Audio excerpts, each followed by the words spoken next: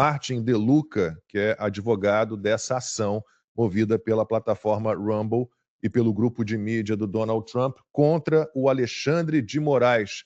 Doutor De Luca, bem-vindo. O senhor me ouve bem? Consigo te ouvir. Espero que vocês consigam também.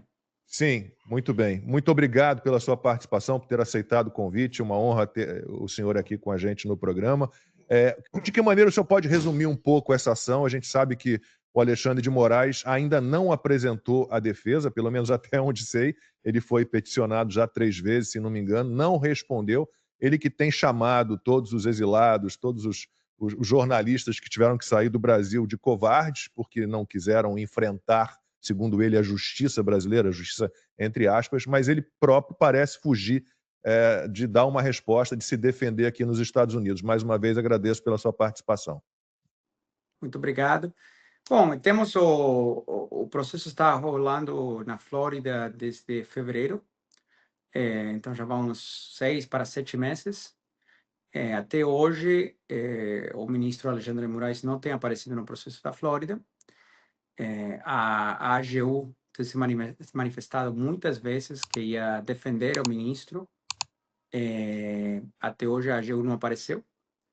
A AGU também fez comunicados públicos falando que tinham contratado advogados para monitorar o processo, para defender, e, novamente, até hoje, 7 meses depois, ninguém apareceu lá.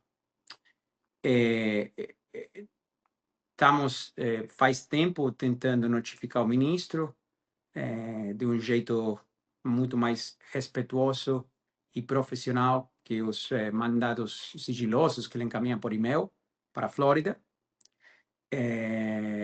Mas até hoje não temos conseguido notificar o ministro no Brasil. Doutor De Luca, isso que o senhor acabou de comentar, eu gostaria até de esclarecer um pouco mais para o nosso público. Eu sou uma das vítimas do Alexandre de Moraes, jornalista Alan dos Santos, aqui do Conversa Timeline, e ele pediu para derrubar as minhas contas sem nunca utilizar os meios burocráticos dos Estados Unidos, a relação diplomática que existe de anos, na verdade, de séculos, entre Brasil e Estados Unidos. Ele nunca usou esses meios em relação à minha pessoa e a tantos outros, Constantino, Paulo Figueiredo, a Flávia Magalhães, etc. Como é que se dá essa tentativa frustrada de tentar notificar o ministro? Ele não tem nenhum dado que oferece, um endereço? Como é que o senhor tem feito aqui na Flórida para poder notificar o ministro que não está sendo exitoso? Bom, a gente não notificaria na Flórida, né? A gente tem que notificar no Brasil, seguindo os protocolos que estamos tentando respeitar. Agora, é verdade que ele atuou diferente com vocês. Acho, Alan, inclusive você foi a primeira vítima desses mandados. Sim. Aliás, a, a, a razão pela qual a Rumble está bloqueada no Brasil hoje. Mas também ter feito isso com o Rodrigo Constantino e outros. E é uma coisa que, pela conduta do ministro, como ele ter sido ministro do Supremo Tribunal Federal há tantos anos, ele tem feito muitos pedidos de MLATs, né? De Tratado de Assistência Legal Mútua Brasil e Estados Unidos, o Tratado Bilateral. Então, quando você avalia o comportamento da pessoa, do ministro, e você vê que ele, inúmeras vezes, fez certinho e aí escolheu fazer diferente, você pode perceber que é a intenção dele não seguir a lei e não cumprir com o tratado. Senão ele teria feito errado todas as outras vezes também. Mas ele não fez errado, ele fez deliberadamente, escondido. Por que ele faria deliberadamente escondido? É uma boa pergunta que qualquer ser humano razoável teria. E a resposta a essa pergunta a gente não tem oficialmente. Mas não é difícil especular que, se não me engano, em algum momento ele pediu a extradição, inclusive de você, dos Estados Unidos, e essa pedido de extradição foi recusada, porque os Estados Unidos, seja o governo que esteja, isso aqui não é uma questão política, né? É uma questão de direitos fundamentais. Então, acho que nessa época era a administração de Biden, mas seja quem for que está atuando no governo federal, tem que seguir a lei e tem que seguir a Constituição. E como os Estados Unidos não processam crime de opinião, simplesmente por ter um ponto de vista político, isso não é uma ofensa pela qual uma pessoa pode ser extraditada, né? Então, pelo que eu entendo, seu pedido de extradição foi recusado, o qual indica, obviamente, que se ele mandasse os pedidos de censura, os mandados de censura através dos canais oficiais, a probabilidade que seriam recusados é quase de 100%. Porém, violou a lei americana, aliás, viola a lei brasileira, porque qualquer tratado bilateral tem a força de lei no Brasil, uma vez que o Senado brasileiro ratifica esse tratado internacional, e violou o tratado bilateral mesmo, para ver se conseguia que a Rumble tirasse o conteúdo, bloqueasse a conta, entregue seus dados. Doutor De Luca, o fato de a AGU ter se apresentado também como possível defensora do Alexandre de Moraes, isso também, não sei se o senhor sabe, mas também é uma ilegalidade, que a AGU existe para defender, como o próprio nome diz, a Advocacia Geral da União, para defender os interesses da União e não de um ministro específico da Suprema Corte Brasileira. E isso deixa muito claro que a gente tem essa aliança fechada entre STF e PT, com o STF comandando, né? Eu, pessoalmente, não tenho nenhum problema com o Alexandre de Moraes, ou ele não tem problema comigo, mas a AGU tem entrado com processos, inclusive contra mim, por injúria contra jornalistas, o que também é um absurdo. Funciona como um escritório particular de advocacia do Lula. Isso é um absurdo. Então, o que a gente pode esperar é talvez uma condenação à revelia do Alexandre de Moraes aqui no Tribunal da Flórida, e que tipo de consequências isso poderia ter para ele, e que tipo de consequências isso poderia ter, por exemplo, para o Alan dos Santos, que está aqui ao meu lado, para o Rodrigo Constantino, para todos os jornalistas e comunicadores que foram prejudicados pelo banimento das suas redes, dos seus canais no Brasil. O senhor poderia tentar explicar isso? O que a gente está pedindo estamos alegando que o ministro atuou de forma deliberada, com pleno conhecimento que ele estava atuando fora da lei, violando a lei brasileira, violando a lei americana, violando o tratado bilateral. E, porém, quando você viola a lei deliberadamente, você não tem direito a, como funcionário público, a ter imunidade. Então, por exemplo, eu fui procurador em Nova York 6 anos. Um exemplo que eu uso com frequência é, imagina eu falar para uns policiais, faz uma busca e apreensão na casa de fulano amanhã às 6 da manhã, tá? Entra lá, rompe tudo e pega as coisas. E os policiais falam para mim, perfeito, doutor, tudo pronto, e cadê o mandado assinado pelo juiz? E eu falo, fica tranquilo, eu estou te falando com minha autoridade que não precisa mandado não. Vai, bate a porta e faz a busca e apreensão de qualquer jeito. E nesse exemplo, né, vamos imaginar que eles fazem a busca e apreensão, entram lá e alguém se machuca ou morre. E aí a família quer processar o Estado, tá? E quer processar o procurador e os policiais de forma individual. Se é determinado que eu, como procurador, sabia qual era a lei, sabia o procedimento, sabia o protocolo, deliberadamente ignorei o protocolo e instruí a outras pessoas a violar a lei, porque um mandado de busca e apreensão requer a assinatura de um juiz, né? Então, quando eu falo para os policiais, eu sei como que funciona, porque eu já fiz 1000 buscas e apreensões. Mas nessa aqui, deixa comigo, com minha autoridade, vocês podem ir lá. E é um caminho os policiais fazer isso, eu estaria atuando fora da minha autoridade oficial, porque eu estou atuando de forma deliberada, violando a lei que eu sei que estou violando. Então, eu sei que estou violando as regras de jogo e estou fazendo isso intencionalmente. Se isso é provado, a pessoa perde imunidade oficial e a pessoa pode ser responsabilizada como pessoa física. Então, nesse caso, se tivermos uma notificação construtiva, o processo rolaria sem a presença do réu, porque um processo civil, né? Um processo criminal nos Estados Unidos não pode, mas um processo civil pode. Aí o processo vai avançando de forma civil até chegar a uma sentença. E aí pode ser sentenciado, e a sentença geralmente são danos monetários, Então, você tem uma sentença que pode ser executada globalmente contra os bens e os ativos da pessoa física, né? Também poderia obter uma sentença contra o Estado, mas nesse momento a ação da Rumble é contra o Alexandre de Moraes, só Alexandre de Moraes, não contra todo o governo brasileiro e não contra todo o STF. Mas então, inclusive bens do Alexandre de Moraes que porventura ele tenha no Brasil podem ser de alguma forma confiscados para pagar uma indenização à Rumble e ao grupo de mídia do Trump. Claro, assim como, imagina, se você é uma pessoa física americana e você é processado no Brasil, e você vai pelo processo executado normalmente, tudo é assim, padrão. Aqui não tem nada especial como está sendo tratado o caso do Alexandre de Moraes, está sendo tratado como um caso padrão, não tem nenhuma anomalia processal, né? E aí o processo conclui, tem um julgamento e você pode depois homologar essa sentença brasileira nos Estados Unidos e executar contra a nos Estados Unidos. Aqui é a mesma coisa, no reverso.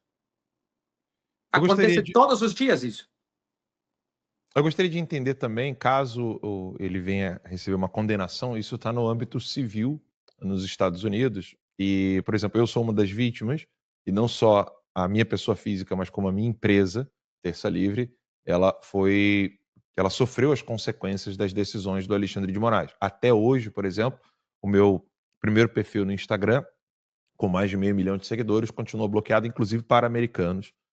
Embora a minha conta 47 já ultrapassou 1 milhão de seguidores e ela não foi mais derrubada.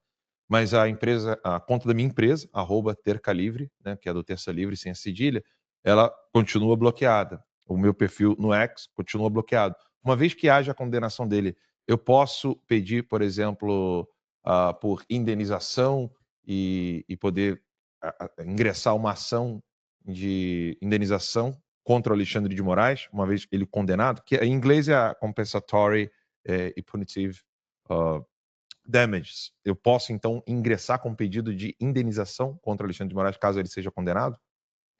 Eu não quero dar assim conselho jurídico aqui no ar, mas o que eu falaria é que não seria atípico Ok. para outras partes danificadas pela mesma conduta entrar com processo da mesma forma, com a mesma teoria jurídica e pedir o mesmo os mesmos danos, né? Obviamente, os danos são individuais, cada um sofre danos diferentes, Sim, mas a sim. teoria jurídica e a conduta e os fatos são os mesmos. Então, acho que vale a pena, claramente, consultar um advogado seu, né, independente, porque eu represento Sim. a Rumble, mas vale a pena consultar quais são as opções, porque, assim, é basicamente a mesma conduta. Porque a minha dúvida, na verdade, ela gira em torno do seguinte, porque uma vez ele condenado civilmente nessa ação, todas as ordens dele, as anteriores e as futuras, elas ficam anuladas em território americano, mesmo que ele passasse a cumprir com o EMILAT ou entrasse em contato com a Secretaria de Estado dos Estados Unidos. Isso é correto? Olha, em nosso caso da Rumble, a gente pediu para a juíza já concordou que as ordens do Alexandre de Moraes, que são encaminhadas ilegalmente, violando a lei americana, violando o tratado bilateral, não são executáveis nos Estados Unidos. Isso já foi definido por essa juíza. Ok. Então, novamente, acho que vale a pena muito consultar um advogado seu, né? Porque já tem um precedente determinando o que deveria ser feito com as ordens do ministro Alexandre Moraes nos Estados Unidos. Doutor De Luca, para a gente encerrar, uma curiosidade, o senhor fala português muito bem, eu queria entender qual é a sua ligação com o Brasil, né? Por que o senhor fala português tão bem? E se o senhor, em algum momento, nessa relação que eu gostaria de saber, porque o seu sotaque é um sotaque mais brasileiro, não é um sotaque de Portugal, se em algum momento nessa sua relação com o Brasil, o senhor imaginou que o país poderia cair na mão de uma tirania do judiciário? Ótima pergunta. Bom, a resposta mais fácil ali, né, é que eu sempre tive a oportunidade, por falar diversas línguas, de trabalhar com o Brasil. Quando fui procurador, aliás, ao longo da minha carreira, trabalhei em vários casos envolvendo o Brasil, casos civis, casos de corrupção. casos de tráfico de droga internacional, todo tipo de casos eu tenho trabalhado ao longo do tempo. Como mencionei, passei muito tempo como procurador nos Estados Unidos, fazíamos muitas investigações internacionais, enfim. Ao longo da minha carreira, teve o prazer e o privilégio de trabalhar com diversas autoridades brasileiras,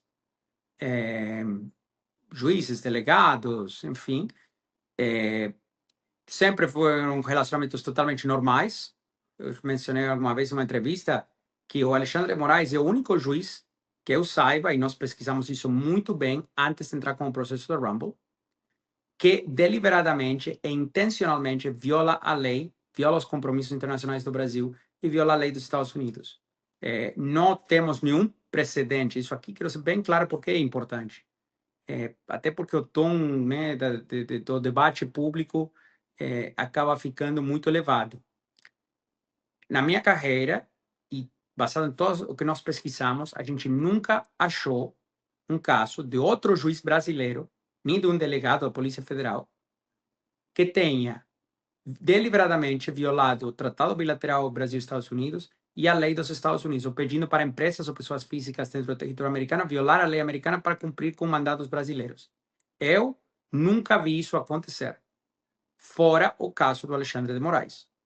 Então, quando falamos de uma tirania do judiciário, acho que vale a pena ressaltar também que tem muitos juízes por todo o Brasil, que o judiciário brasileiro é, historicamente, amplamente respeitado ao redor do mundo, né? Porque que é curioso que todos esses casos de extrema controvérsia não estão com juízes brasileiros de primeira instância, de segunda instância, sino que estão todos concentrados no STF e depois disso, todos concentrados no gabinete de um ministro, que não tem miles de delegados da Polícia Federal ao longo de todo o Brasil fazendo coisas erradas ou deliberadamente violando a lei, que eu saiba, sino que está tudo concentrado numa turma, uma equipe especial que trabalha para Alexandre de Moraes. Então, isso é uma distinção fundamental, porque é difícil também já ser juiz, né? Eu sei como eu fui servidor público, eu fui procurador. Então, quando você está fazendo algo que não é popular, isso é alvo de muitos ataques do público, comentaristas, etc. Mas também faz parte do jogo, né? Agora, o que o Brasil está vivendo com Alexandre de Moraes é único e diferente que qualquer outra situação contra os juízes. Até os mesmos ministros do Supremo. Vocês conhecem de algum caso de outro ministro do Supremo encaminhando ordens de sigilo de censura, ordens sigilosas de censura aos Estados Unidos por e-mail? Eu não conheço nenhum outro caso. Tem 11 ministros. Os outros 10 jamais ouvi falar de algo assim acontecer. Então, o que isso está levando também atrapalhando a imagem não só do Brasil como país, não só do judiciário brasileiro, que tem anos de excelência, né? E assim, todo judiciário vai ter coisa errada, sempre vai ter coisa para reclamar. Isso faz parte do nosso debate do dia a dia. Ah, esse ministro é ruim, porque isso, porque aquilo, fez isso errado, aquilo errado. Agora, Alexandre de Moraes está numa liga única, né? Ele é uma pessoa especial sozinho. Até os ministros do Supremo que concordam com ele, eles mesmos não têm se engajado sistematicamente e deliberadamente todos os dias na mesma conduta que o Alexandre de Moraes, né? Então, é importantíssimo distinguir isso. Por quê? Porque o dano que está causando o país é potencialmente irreversível. Por exemplo, o Alan dos Santos tem um pedido de extradição recusado pelos Estados Unidos, né? Ok.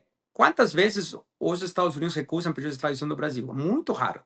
Porque as instituições brasileiras têm um renome internacional, tendem a ser, né, estamos falando de um funcionamento normal, razoáveis. Isso não acontecia. Temos Itália recusando pedidos de extradição do Alexandre de Moraes, temos Espanha recusando pedidos de extradição do Alexandre de Moraes, temos a Interpol recusando notificação vermelha porque vem do Alexandre de Moraes, porque a comunidade internacional está começando a se educar sobre os abusos massivos, e sim, violando os direitos humanos, desse ministro.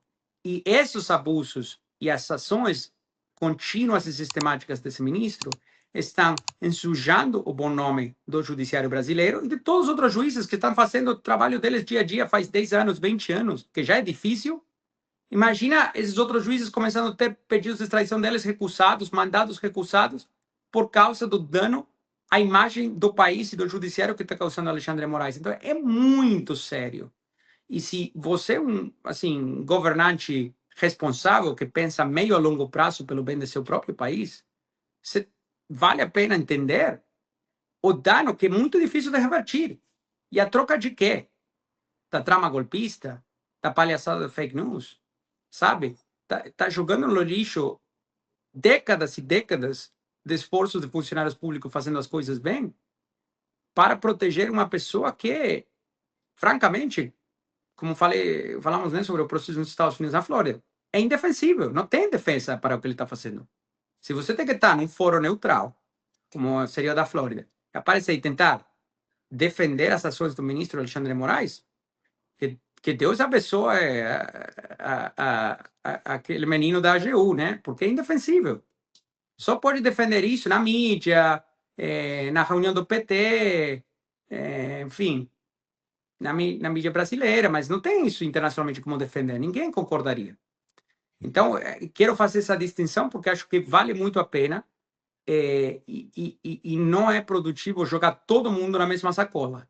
Alexandre tem uma sacola especial para ele. Doutor Martin De Luca, muitíssimo obrigado pela entrevista aqui ao Conversa Timeline. Até uma próxima. Boa semana para o senhor. Muito obrigado por me receber. Foi um prazer estar aqui com vocês.